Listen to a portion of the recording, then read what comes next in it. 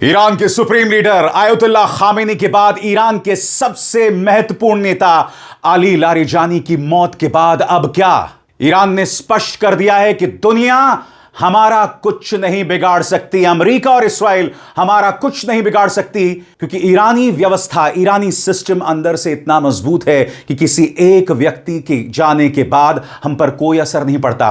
और बीती रात हमने इस्राइल के अंदर तबाही का मंजर देखा जब ईरान ने इस्राइल के अंदर कम से कम 100 मिसाइल्स दाग दी। और बात वहां नहीं रुक रही है, सिर्फ इस्राइल पर हमले नहीं कर रहा है, इंतजार कीजिए। अगर आपको जानना है कि ईरान किस तरह से अब भी थमा नहीं है, तो मैं आपके सामने 2-3 खबरें लाना चाहता हूं। सबसे पहले एक खबर, 100 मिसाइल्स, जी हां 100 मिसाइल्स जो हैं वो ईरान ने इस्राइल पर पूरी रात दागी है।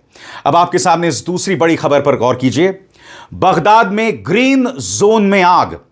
अल जजीरा के मुताबिक यह ग्रीन जोन जो है उस पर बगदाद ने हमला किया है और अल जजीरा के पत्रकार असद बेग उस हमले को देख रहे थे, उसके प्रत्यक्षदर्शी थे। अब मैं आपको एक और खबर दिखाना चाहता हूं दोस्तों, और यह अमेरिका के लिए बहुत बड़ा झटका है। इस खबर पर गौर कीजिएगा। अमेरिकी जंगी जहाज जेरोल्ड आर फोर्ड वापस जा रहा है और आप जानते हैं ब्लूमबर्ग की खबर के मुताबिक उनकी लॉन्ड्री में आग लग गई थी, यानी कि जहां पर उनके कपड़े धोए जाते थे वहां पर आग लग गई थी। अब अमेरिकी जंगी जहाज वापस जा रहा है। अमेरिका किसको मूर्ख बना रहा है? जाहिर सी बात है, ईरान जो लगातार हमले कर रहा है उसको लेकर अमेरिका कहीं ना कहीं खौफजदा है। इतना बड़ा जंगी जहाज और वहां पर लॉन्ड्री में आग लगती है, अब आप वापस भेज रहे हैं। इस तरह की सुरक्षा तैयारी है आपकी।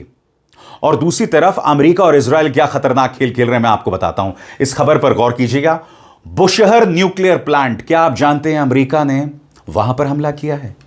अमेरिका और इस्राइल ने वहां पर हमला किया है और इंटरनेशनल एटॉमिक एनर्जी एजेंसी ने सख्त लफ्जों में चेतावनी दी है कि इस तरह की हरकतों से बाज आइए। स्पष्ट है दोस्तों कि अमेरिका और इस्राइल ईरान के अंदर एक बहुत बड़ी दुर्घटना करना चाहते हैं जिसमें कई लोग मारे जाएं। सबसे बड़ी बात, अली लारिजानी जहां पर मारे गए वो अपनी बेटी के साथ थे, और उससे भी बड़ी बात, जिस बिल्डिंग में थे वहां कई लोग रह रहे थे और वहां पर यह हमला किया गया, जिससे आप अंदाजा लगा सकते हैं कि अली लारिजानी के साथ साथ न जाने कितने बेकसूर लोग मारे गए।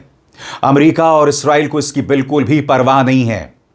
वो हर कीमत पर यह जंग जीतना चाहती है, मगर इसी चक्कर में वो कई गड़बड़ कर रही है और वो नहीं जानता कि ईरान दरअसल है क्या।